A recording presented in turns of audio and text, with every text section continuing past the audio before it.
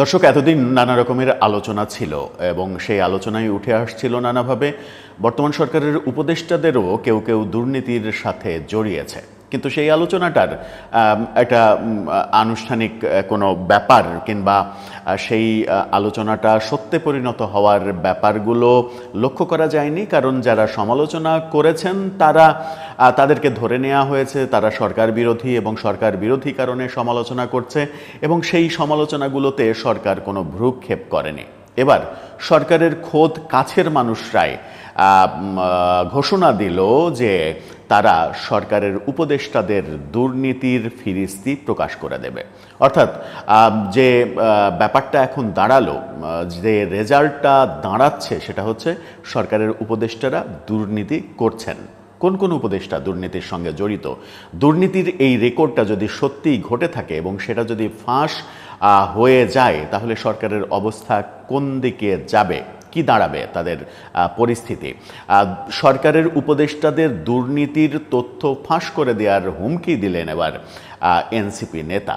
কেন এই হুমকি? তাহলে কি সরকারের সঙ্গে তাদের সম্পর্কটা বিচ্ছেদ ঘটল? সম্পর্কের বিচ্ছেদ ঘটনার কারণেই কি এই ধরনের হুমকি আসলো? একটু বুঝে ওঠার চেষ্টা করবে এই ভিডিওতে। থাকবেন পলিটিক্স টিভির নিয়মিত আয়োজনে।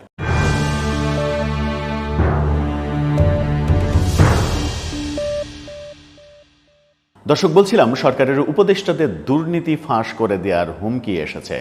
এনসিপি নেতা নাসিরউদ্দিন পাটোয়ারি এই হুমকি দিয়েছেন। হুমকিতে তিনি কি বললেন, গণমাধ্যমের শিরোনামটা আপনারা দেখে নিতে পারেন। দেশ টিভির শিরোনামে তারা বলছে, দুর্নীতির সঙ্গে যুক্ত উপদেষ্টাদের জনগণের সামনে আনবে এনসিপি। এই ভাষ্য যখন আসলো তখন এটা অন্তত কনফার্ম করা যায় যে এনসিপি তাদের কাছে তথ্য আছে, তারা মনে করছে যে সরকারের উপদেষ্টারা, অনেক উপদেষ্টাই দুর্নীতির সঙ্গে জড়িত। তাহলে কারা দুর্নীতির সঙ্গে জড়িত? এনসিপির সঙ্গে আত্মীয়তার বন্ধনে, অর্থাৎ একই জায়গা থেকে আসা দুই ছাত্র উপদেষ্টা আসিফ মাহমুদ সজীব ভুঁইয়া এবং মাহফুজ আলম, তাদের যে যোগাযোগ সখ্যতা আছে সেগুলো তো আমরা জানি। আসিফ মাহমুদ সজীব ভুঁইয়ার ব্যাপারে বহু অভিযোগ বহু সময় দেখা গেছে। মাহফুজ আলমের বিরুদ্ধেও তার ভাইকে কেন্দ্র করে বিভিন্ন অভিযোগ তোলার চেষ্টা হয়েছে, এগুলো আমরা শুনেছি। আসিফ মাহমুদ সজীব ভুঁইয়ার পিএস কাণ্ড আমরা দেখেছি, 350 কোটি টাকার মালিক হয়ে যাওয়া। যখন নাহিদ ইসলাম উপদেষ্টা ছিলেন তখন তার এপিএস যিনি ছিলেন সেই এপিএসের দুর্নীতির কাণ্ড আমরা জেনেছি, যদিও নাহিদ ইসলাম পদত্যাগ করার পরে তিনি ফয়েজ আহমেদ তয়েবের এপিএস হিসেবে কাজ করছেন। এই যে আলোচনাগুলো আমরা জানি, এই আলোচনার বাইরে যারা উপদেষ্টা রয়েছেন, অর্থাৎ ছাত্র উপদেষ্টাদের বাইরে যারা উপদেষ্টা আছেন, আসিফ নজরুল সহ অন্যান্যরা যে দুর্নীতির সঙ্গে জড়াচ্ছেন কিনা সেরকম কি মনে হচ্ছে, নাকি এনসিপি এটাও করবে যে তাদের কাছের হওয়া সত্ত্বেও যদি আসিফ মাহমুদ সজীব ভুঁইয়া কিংবা মাহফুজ আলমের ব্যাপারেও কোনো তথ্য থাকে সেগুলোও তারা প্রকাশ করে দেবে? তেমনটা হবে কি, নাকি সেটা করার ক্ষেত্রে বাজ বিচার করা হবে? যেটা আমার পক্ষে যায় সেটা আমি করব, যেটা আমার বিপক্ষে যায় সেটা আমি করব না, সেই থিওরি অ্যাপ্লাই করবে কিনা সেটাও একটা ভাবার বিষয়। কি বলছেন নাসিরউদ্দিন পাটোয়ারি? দেশ টিভি বলছে, বেশ কয়েকজন উপদেষ্টা দুর্নীতিতে জড়িয়েছেন এমন দাবি নাসিরউদ্দিন পাটোয়ারির। তিনি কনফার্ম করছেন যে বেশ কয়েকজন উপদেষ্টা দুর্নীতিতে জড়িয়েছেন। এটা ভয়াবহ তথ্য। এই ঘটনাটা ঘটার কথা নয়।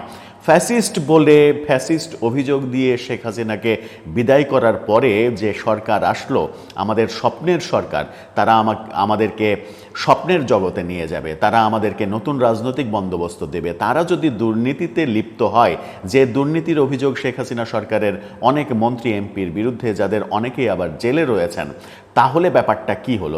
ব্যাপারটা এরকম হলো না যে স্বপ্ন ভঙ্গ হয়ে গেল? আর স্বপ্ন ভঙ্গের কারণ যদি স্বপ্ন দেখানো সারথীরা করে, তাহলে সেটাকে কি বলা যায় সেই সংজ্ঞাও বোধহয় নতুন করে নির্ধারণ করতে হবে। তিনি বলছেন যে অনেকের আত্মীয় স্বজনের খবর আমরা পাচ্ছি, উপদেষ্টাদের কে কে দুর্নীতির সঙ্গে যুক্ত হয়েছে তা জনগণের সামনে প্রকাশ করবে এনসিপি। দুর্নীতিগ্রস্ত উপদেষ্টাদের শ্বেতপত্র প্রকাশ করবে এনসিপি। শ্বেতপত্র প্রকাশ করবে। এই মন্তব্য তিনি যখন করছেন তখন তিনি এনসিপির প্রতীক নিয়েও কথা বলেছেন। আজকে যে আলোচনাটা আরও বেশি ছড়িয়ে পড়েছে যে নির্বাচন কমিশন এনসিপিকে নাকি থালাবাটি মানে থালা বাসন এগুলো প্রতীক দিতে চেয়েছে, এই রকম অভিযোগও এনসিপি নেতারা করেছেন। তার মানে হচ্ছে যে তারা যখন শাপলা পাচ্ছে না তখন তারা ব্যাপারটা এরকমভাবে বলার চেষ্টা করলো কিনা সরকারকে যে তোমরা যদি ইনডাইরেক্টলি, যে এরকম মিনিং দাঁড়ায় কিনা, তোমরা যদি আমাদেরকে শাপলা না দাও, তোমরা যদি অন্যের দ্বারা প্রভাবিত হও, আমাদের কথা যদি না শোনো, তাহলে তোমাদের দুর্নীতির তথ্য আমরা ফাঁস করে দেব। অর্থাৎ সেটা সরকারের জন্য বড় বিপদের কারণ হতে যাচ্ছে কিনা সেটাও দেখার বিষয়।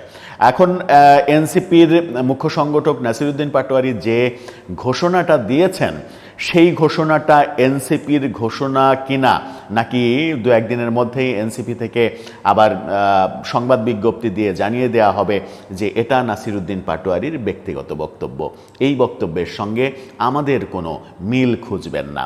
ওই সিনেমার শুরুতে ডিসক্লেমার যেটা দেয়া হয়, কখনো কখনো বলা হয় না যে এই সিনেমার সমস্ত চরিত্র কাল্পনিক, বাস্তবের সঙ্গে যদি মিলে যায় তাহলে সেটা কেউ মেলাতে যাবেন না, কিংবা সেটা কাকতালীয় বলা হয় যে এটা মেলানোর কোনো সুযোগ নেই, সেটা কাকতালীয় হতে পারে। তেমনি ডিসক্লেমার দিয়ে এনসিপি বলবে কিনা যে এটা বাস্তবের সঙ্গে কোনো মিল নেই, কিংবা ভেতরে ভেতরে এই কথা বলার পরে সরকারের সঙ্গে নতুন সমঝোতা হবে কিনা যেখানে শ্বেতপত্র প্রকাশের ঘোষণা দিলেও সেই পথে এনসিপি এগোবে না। একবার ভাবুন, শুধু সরকারের উপদেষ্টারা দুর্নীতি করছেন, এটা এনসিপি বলছে যে দুর্নীতিগ্রস্ত উপদেষ্টারা, বেশ কয়েকজন উপদেষ্টা, একজন দুইজন না, বেশ কয়েকজন, তারা দুর্নীতির সাগরে ডুবে গেছে। এটা আমাদের জন্য ভয়াবহ তথ্য। এই ভয়াবহ তথ্য প্রমাণ করে যে আমরা সুপথে নেই, আমরা ভালো পথে নেই।